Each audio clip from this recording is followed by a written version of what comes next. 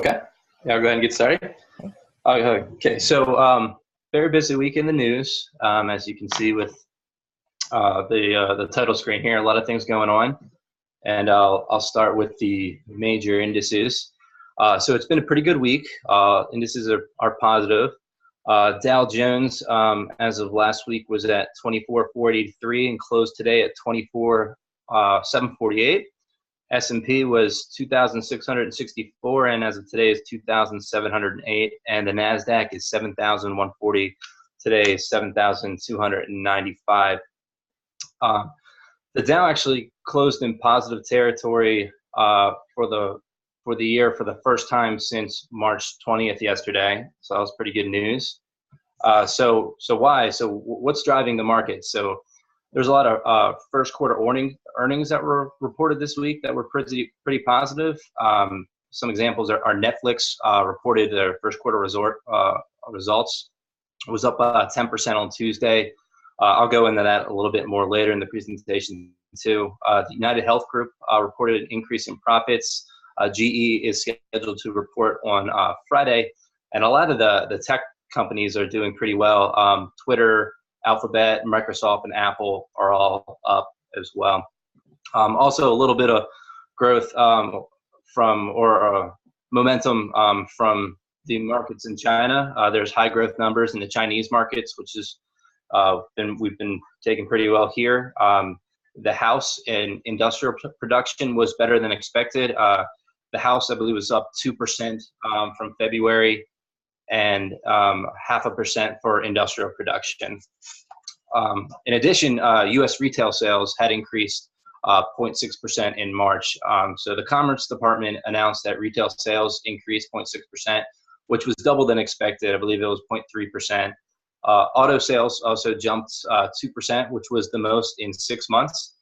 And this is actually the first increase in retail sales of the year since consumers had kind of decreased their spending after the holiday season. So this is a sign, I think, that spending could be returning to more liberal spending, and it's fueled by consumer confidence in both job gains as well as the tax cuts. So I guess my first question is based off of all that I said there. Do you find that now we're in March, now we're in April, with all of these positive results, is this representative of your spending? Do you find that you're spending more now than you had been in the beginning parts of the year? And I can't see anybody's hand, so I'm sorry. I don't know how to work this. So feel free to just answer.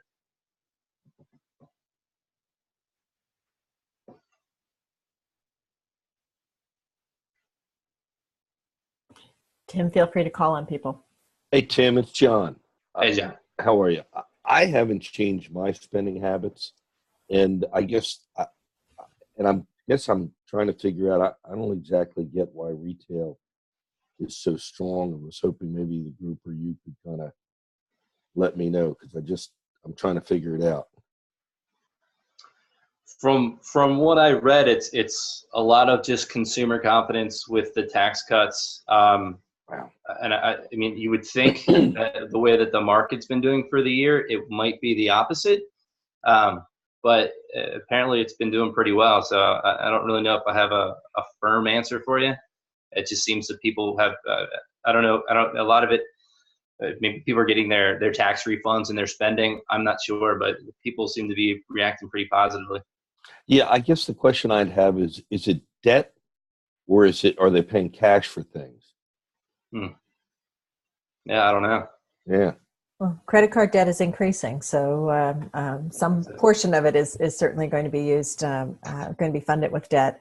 But in general, I think that the tax rebates, not as many companies gave the rebates as anticipated, but if people are expecting big tax checks, and a good swath of the population likes the tariffs. And I think in general, the common man is not really what I mean, but the man on the street is feeling pretty good about the economy at this point, and they're spending to demonstrate what they believe. All right. I'm sure this isn't true of all companies, but I know a lot of companies are kind of passing their tax cuts forward. I work for T. Rowe Price, and they're giving us a little bit of a bump due to some of the tax cuts that they're seeing. So that's been nice.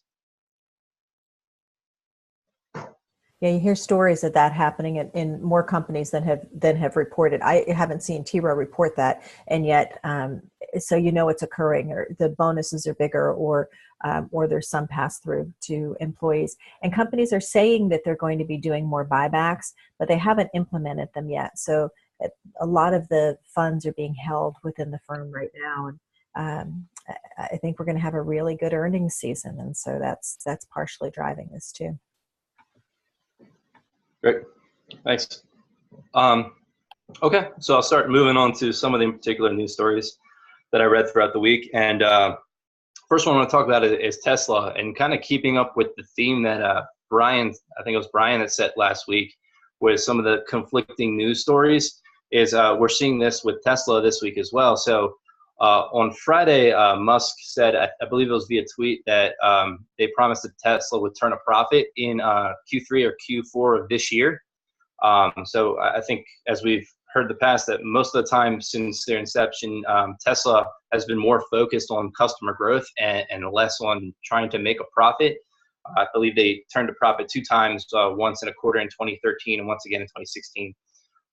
And Tesla has been struggling to build their Model 3s. But the goal that Musk had put out there was to be building 5,000 a week by the end of June, and then increasing that to 10,000 a week shortly thereafter. But then on Monday, another news story came out, and that's Tesla announced that they've opted to stop production on work on the Model 3s, at least temporarily, citing, kind of, quote, kinks in the assembly line. So Musk mentioned bottlenecks, and then it's going to halt all its current targets. And Musk mentioned that it recognizes that the reason for a lot of this was the investment in what he called excessive automation, and a mistake that he made, that humans are underrated. So kind of seeing the conflicting news stories, question for you, with a lack of the profit that we've been seeing, and Musk kind of known for failing to deliver on a lot of his promises, why do we see the share prices, or why do you think the share prices for Tesla has been steadily increasing?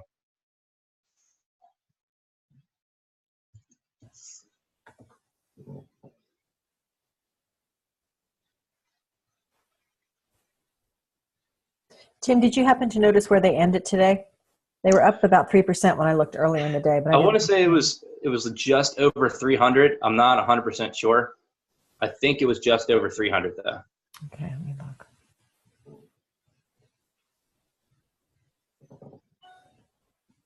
Hey, this is Bruce. Hey, Can you Bruce. hear me? Yeah, I can hear you. Yeah, so I feel like still with Tesla, it's still so early, and I think people view this technology is still kind of in the beginning of the technology curve. So I think people are still a little bit more lenient towards them, and still have confidence that they'll figure it out eventually, and still think that the future is still bright for them, even though they're still going through some growing pains. Kind of faith in their ingenuity. Right. Yeah. Cool. Tim, I'd agree with that too. I think that people almost, I think, view Elon Musk as kind of like a modern day Einstein. He's the most innovative guy out there. Einstein lived over here where there were no news cycles. But, you see this guy and all the things he's doing. And I think there's, like you said, that general feel of the economy is in good shape and they're going to spend the money and do it. I think that people have a confidence in this guy that somehow it's going to work out. And I know that's not financially backed, but I think that that's part of it. Yeah. Yeah, I would definitely agree with you. It did. I also think the Model 3 was really such a huge thing for them. And the fact that if you get like the lowest model, I think it's like $35,000, and a lot of states, or I don't know if it's countrywide, but you can get like a $7,000 tax credit with it too. So and people tend to think Teslas are kind of high end, nice cars. And when you consider that tax credit, and you can potentially get one of these cars for basically $28,000, I think so much was riding on that Model 3. And that's kind of, over the last year, the stock has basically just followed the Model 3 in terms of announcements. And then it went way, way up when they announced it, and then ever since then, they keep kind of pushing back these how much they're going to make per week and estimates and all, and it's kind of been going down ever since all these news of production woes and production hell, I think is what he called it. So I think so much just rides on the Model 3 and being that affordable, cool electric car. So we'll see how it does. And I think we saw China today is going to relax its tariffs and its deal on automakers. It may help Tesla in that they're not going to require the 50-50 split and the ability to give over the technology to the communist government. So that I know that was part of the buoyancy as well, I think, today. Okay, let's look at a couple of things with Tesla. If you think back, remember that Musk tied his compensation. He's basically getting $1 a year now. But remember, everyone was worried that he was going to leave the company, and so they've tied his long-term compensation to some really aggressive production goals.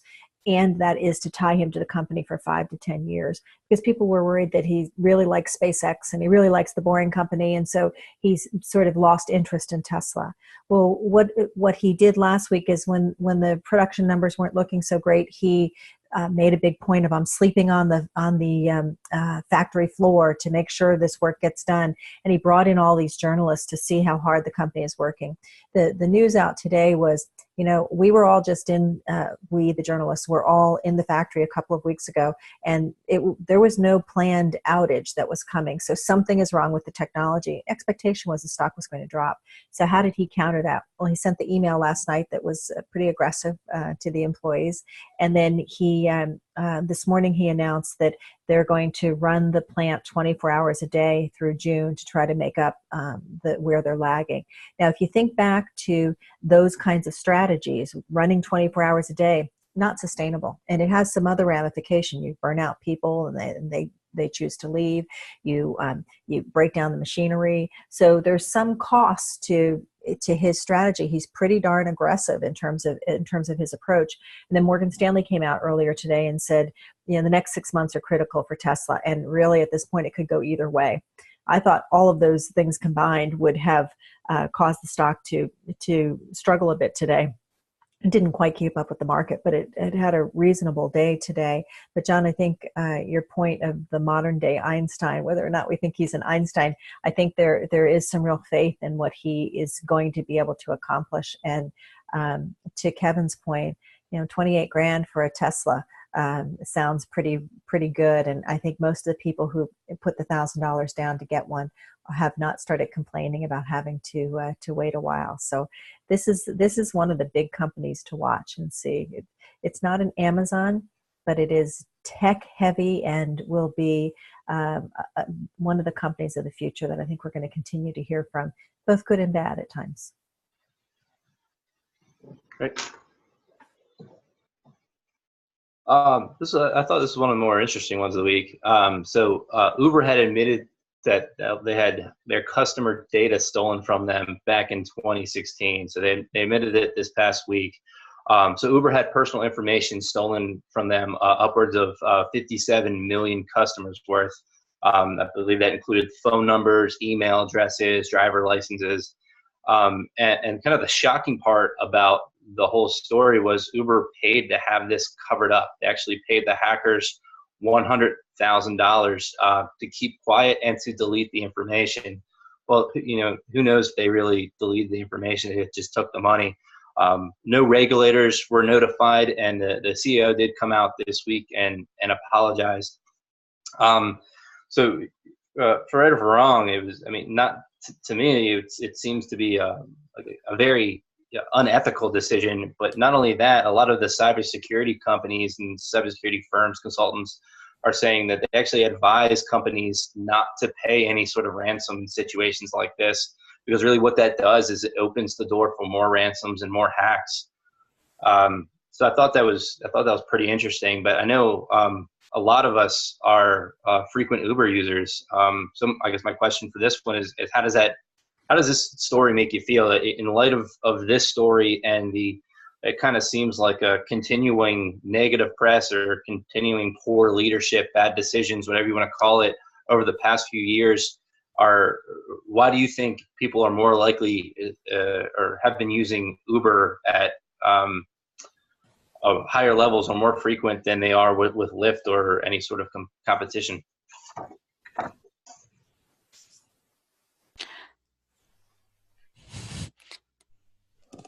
Hey, this is Janet. I think from the Uber perspective, Uber was kind of the first in the market. So I think people are more familiar with that, and the ease of using Uber is so much that they've been relying on. So people are going to still continue using Uber. Will they lose a few customers because of this data breach? I'm pretty sure they will, but I don't think we're going to see a huge shift of people going from here to Lyft just because of the data breach. And if you look at the latest trend, we've lost our with the credit company, TransUnion and all, sorry, which one was that? Where we lost our 401ks and everything. So yeah, Equifax, sorry, thank you.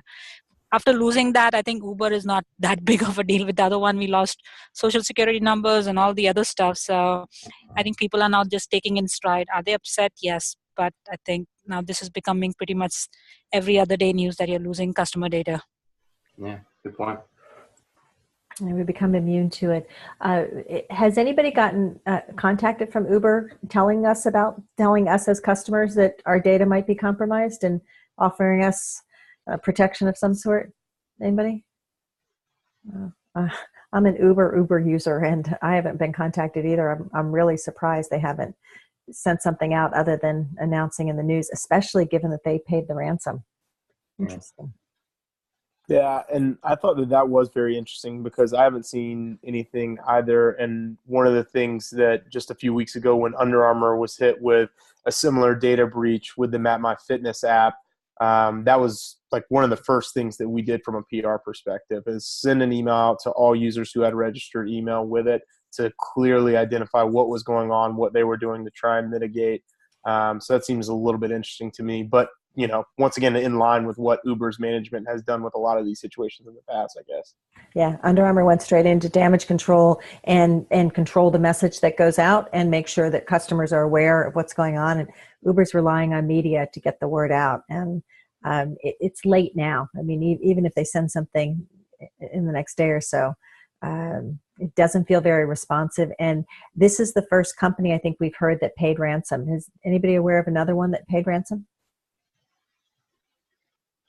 I can't think of one either. So I know some hospitals have had to pay ransom because they locked down their patient data and stuff like that.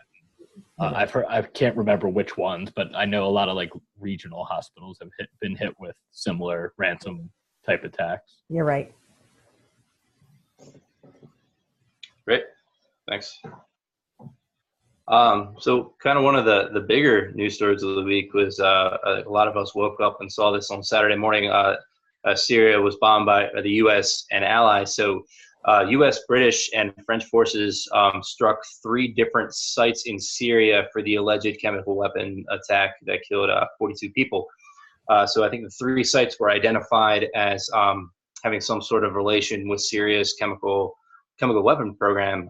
So it was a research facility, a storage facility, and an equipment facility. Putin immediately came out and condemned the attacks, warning of consequences. And I think there's a lot of concerns that really still remain to be seen. One, I don't think all the weapons were destroyed. So Assad could still use some of these chemical weapons.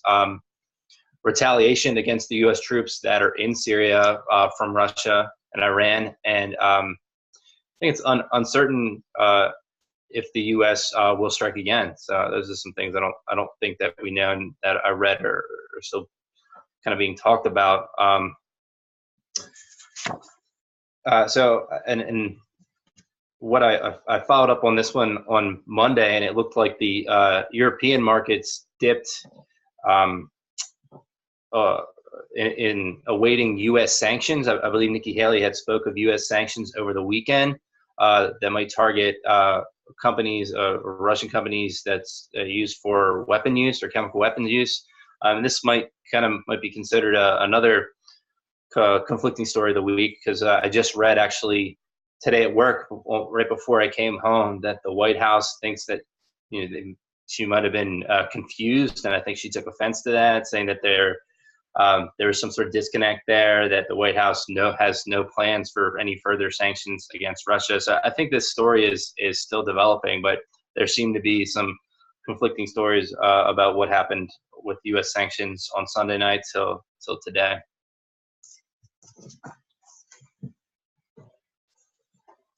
Okay, so Netflix reported their quarterly earnings this week on Monday. They were up 60% for the year, so that's better than Facebook, Google, Apple, and Amazon. They had said that they have 125 million subscribers, and it bumped their stock up 6% on Monday and after hours trading. And then I checked back on Tuesday after it closed, and it was 10% higher on Tuesday as well. And they had mentioned that much of this growth is coming from overseas as they gain customers in international markets. And I think a way that they're really doing this is they're investing a lot in themselves, and they're spending a lot to get these customers. They spent $8 billion in movies and TV shows and $17.9 billion in streaming content deals in order and also in order to pay for this. I believe there was a price hike in December of last year where they bumped up about 10% to $10.99 a month. So we're seeing Netflix grow. They're getting a lot stronger. Same with a lot of other streaming services. So question for you guys is, do we see cable TV on this way out? Is it going to be replaced by Netflix or some sort of comparable streaming provider?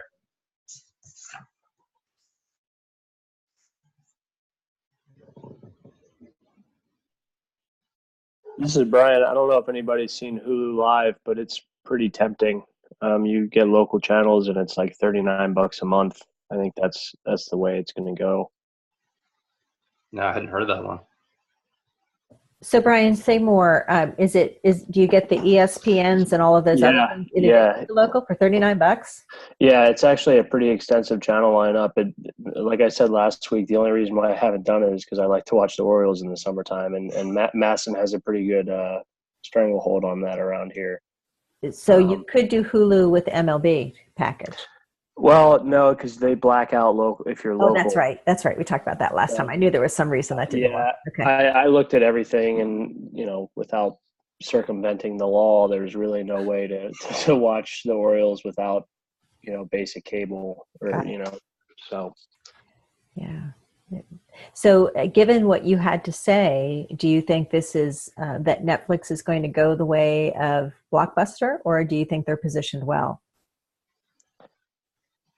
Well, with all the kind of original content they're putting out, that seems to be the direction that it's going. That there's still a lot of entertainment value on Netflix that you can't get from TV channels, even if they are through the web. One thing I would add too, I recently, we had a Comcast, and our 2-year agreement was up and our price jacked up.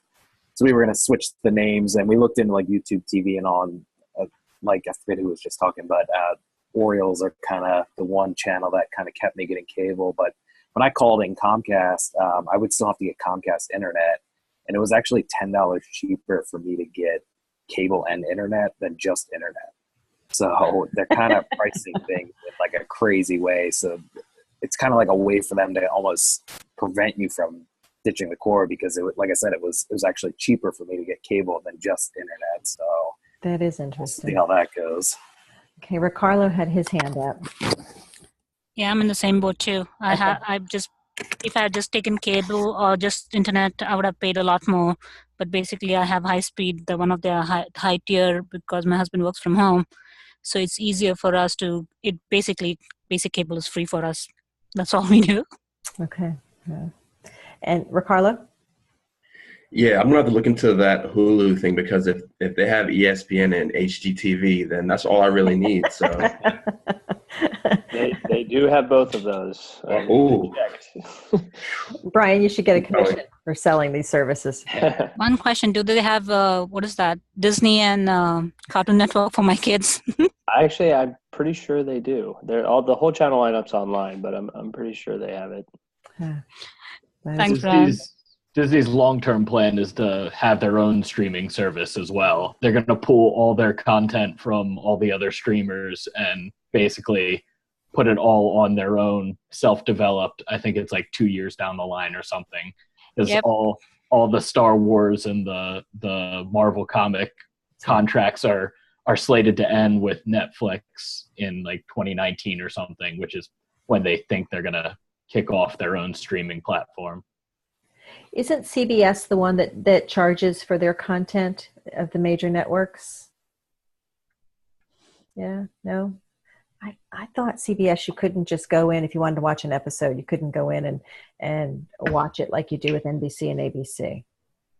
Yeah, I think CBS charges, I wanted to say it was $10 a month or $5. Yeah. I was going to say ESPN just released a new streaming service too. I think it's $5 a month, but it has like nothing on it pretty much. How in the world can we keep up with all of this? So Brian, is CBS included in this deal at Hulu? Not that I'm interested, but. I'm checking right now. Okay, keep looking. Tim, I'm sorry we hijacked your discussion. No, it's interesting. It's included. CBS is included. Wow, that's really a good deal. Huh. Okay, thanks. So another big thing in the news was a lot of talk about James Comey. He had released his book this week called A Higher Loyalty. It's about his career and being, some of the investigation he did with the Clinton emails and being Trump's FBI director and investigating the Russian interference. So it was released on Tuesday, and it actually, before even being released, it was already had become a bestseller, I think, through like pre-orders before he actually even hit the shelves. So Comey's been on like a tour to promote the book, and he had a 1-hour interview on ABC on Sunday night. And he discussed a lot of different issues and went in a little bit. And I thought one of the highlights and something kind of shocking that he said was he called Trump morally unfit to be president. So I expect now that the book's out, we'll start to see a little bit more about it. But that was pretty big this week in anticipation of this book. Okay, so a weekly update on China. So seems to be a theme week over week of something in the news with China and with the trade war. So a couple interesting things with them this week. So China is planning to implement a tariff on U.S. imports on what's called sorghum, claiming it was unfairly subsidized and hurt Chinese producers. I actually had never heard of it. Apparently, it's a grain that's used in China to feed livestock and to apparently make some sort of popular Chinese liquor. So this could have a pretty big impact on U.S. rural economies, as China is the biggest importer of it, about $960 million worth in 2017, so in last year. So I believe right now this decision to do this tariff it's preliminary, but I think regardless, they were planning on doing some sort of tariff anyway as part of the retaliatory sanctions. And then also China is meeting with U.S. European allies in talks of building what they call a firewall against the U.S. So I think they met with Germany, the United Kingdom, Spain, and Italy, and they're trying to talk with them to stand against the what they call U.S. protectionism. The Chinese Vice Commerce Minister spoke of it saying, quote, the message was that we have to stand together against U.S. protectionism in favor of free trade. So is this becoming inevitable, I guess would be my question. Is it an example or sign of this is being of what's coming with this trade war?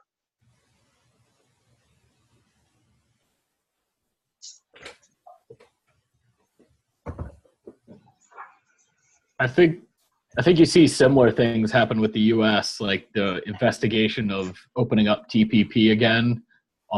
So it's kind of like, since it's China and the U.S. are kind of the two main powers in this whole conflict, they're all trying to find other partners to make sure that trade with them isn't affected by this, and that each one gets kind of the upper hand on trade between themselves and those other partners.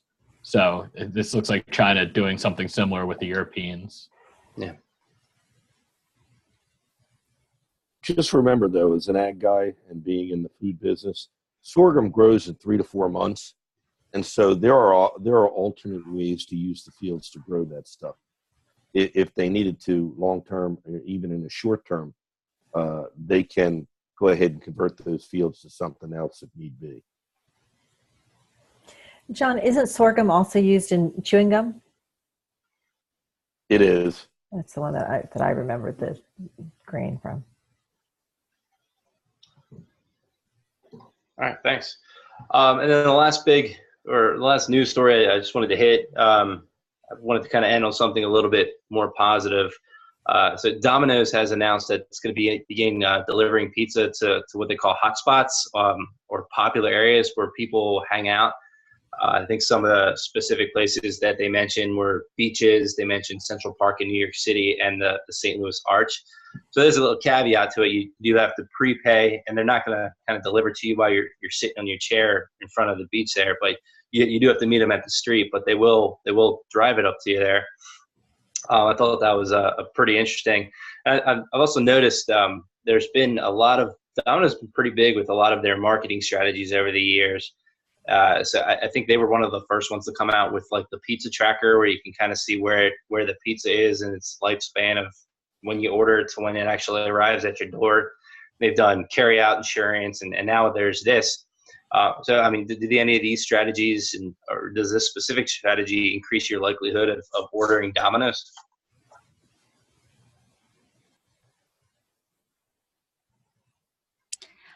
So I'm confused with this. I thought they always, like, if you told them to deliver something, we've had it where the drivers have actually come and delivered at a park and everything when we've had parties.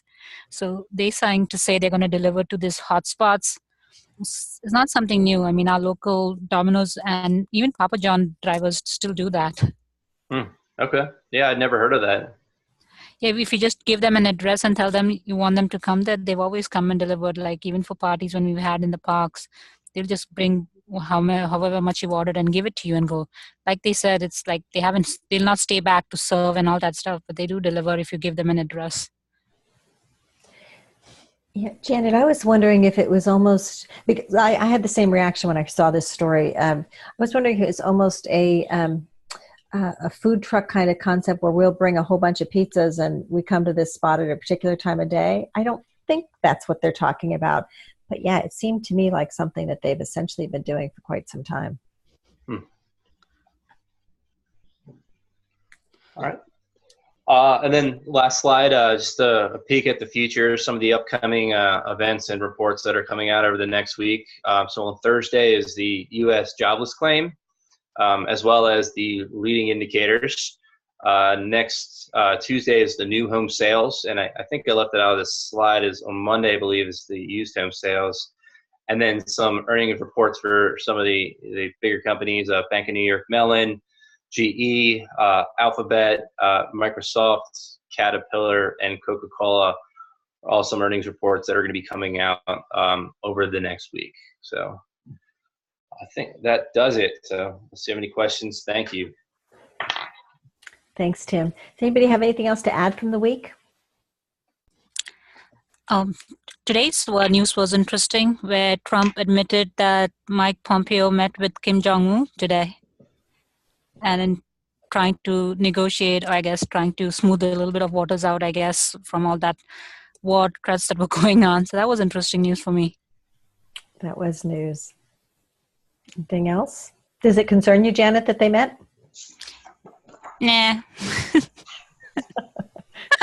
Well, it was nice to see that it's not all Twitter wars. I think I've been vocal enough. It's not just Twitter. At least he's doing something that's strategic and diplomatic than just trying to put things on Twitter. Okay. Anybody else have any other stories they noticed from this week?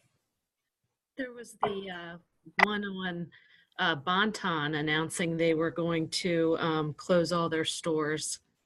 I wasn't sure if anybody else saw that. I didn't see that. Oh my goodness. Yeah, some of those Were they Pennsylvania based originally? Is that Yes. what? Yeah. Mm-hmm. I think they had to file bankruptcy, and another company came in and bought all their inventory, and they announced that, I think it was yesterday or today. Huh. Okay. So, Yeah. Again, another chain that was a pretty prestigious chain in its day. I know they had shut some stores over the years, but they still had some open. So there's another one. Yeah, those general merchandise chains seem to be the ones with the most trouble right now. I say that, and then immediately I'm thinking about Abercrombie and some of these specialties that are also having trouble. Not the time to be in retail. And think back to Tim's story about Domino's, whether it's they're bringing a bunch of pizzas to a location, or they're starting to promote the fact that you can order from us when you're at the beach and we'll bring it to a particular location. Think about the greasy pizza joint on the boardwalk that now is going to start to struggle because now you have access to more selection in a given location. Retail is tough these days, it's for sure. Okay, any other stories you noticed?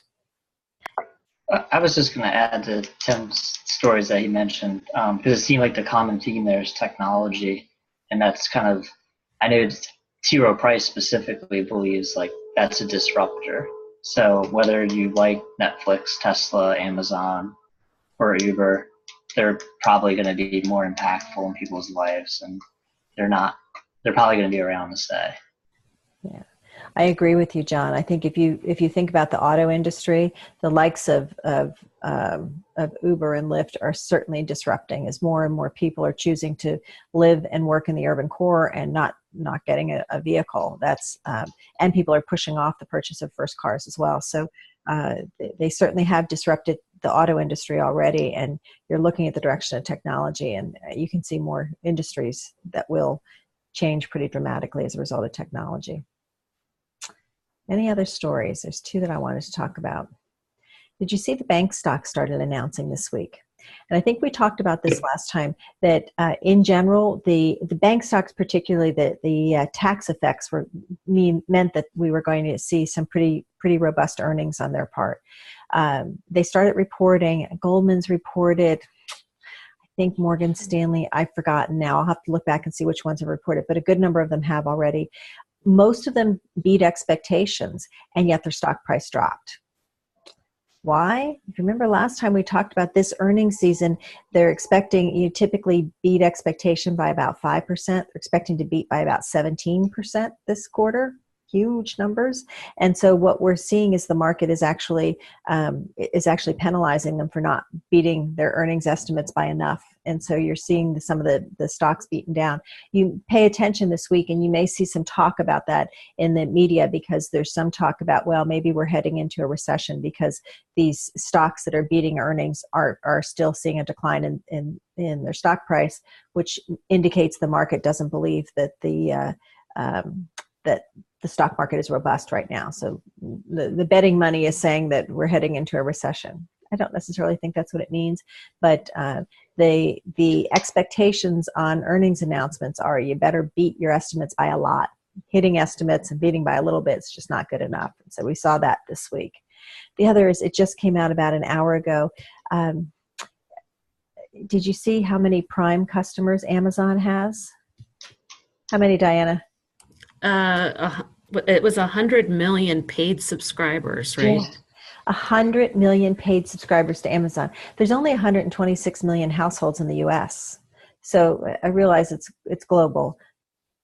But think about the scale of that, and think about how much stuff you buy on Prime and how easy it is, and how many other services there are besides just shopping. But think about all of the user data that they have, and all of the different ways they put the tentacles into your life, because my music's there, my picture's there, all the different things that you use Amazon for. And that's not their big deal. Their web services is the big thing with Amazon right now. So it is an amazing company. I will be shocked if that thing is not dismantled at some point in the next 5 years. It's just getting to be the new AT&T, I think, in a lot of respects. All right, those were the only stories I wanted to talk about. Anybody else have anything else? All right. what I want to do is make sure we spend some time in chapter 13 with the problems. I asked you to take a look at the problems last time. I'm still going to put you into breakout rooms so that you have a chance to review in case somebody didn't have a chance to complete a problem. Hold on, let's pop a couple more screens. It's giving me a hard time to find this particular file. There it is. Okay, so, oops, what am I showing you?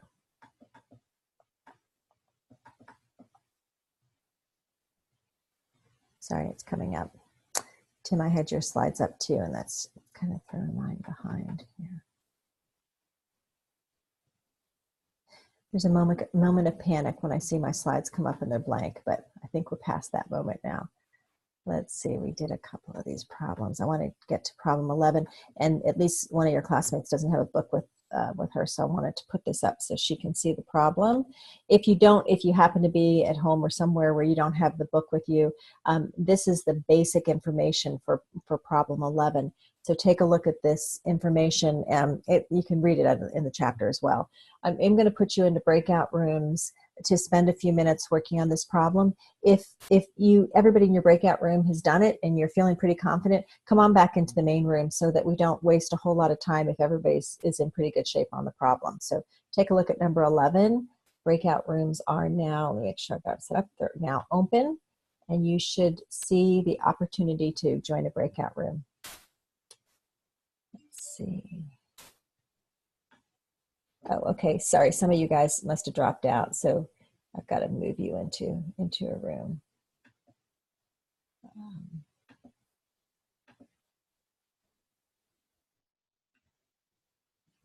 Okay, breakout 4 needs some people.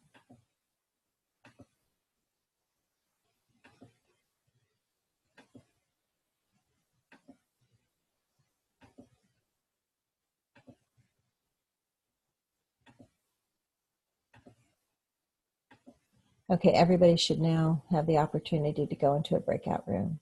Ricardo, do you see a room yet? Yeah, I see you assigned. There you go.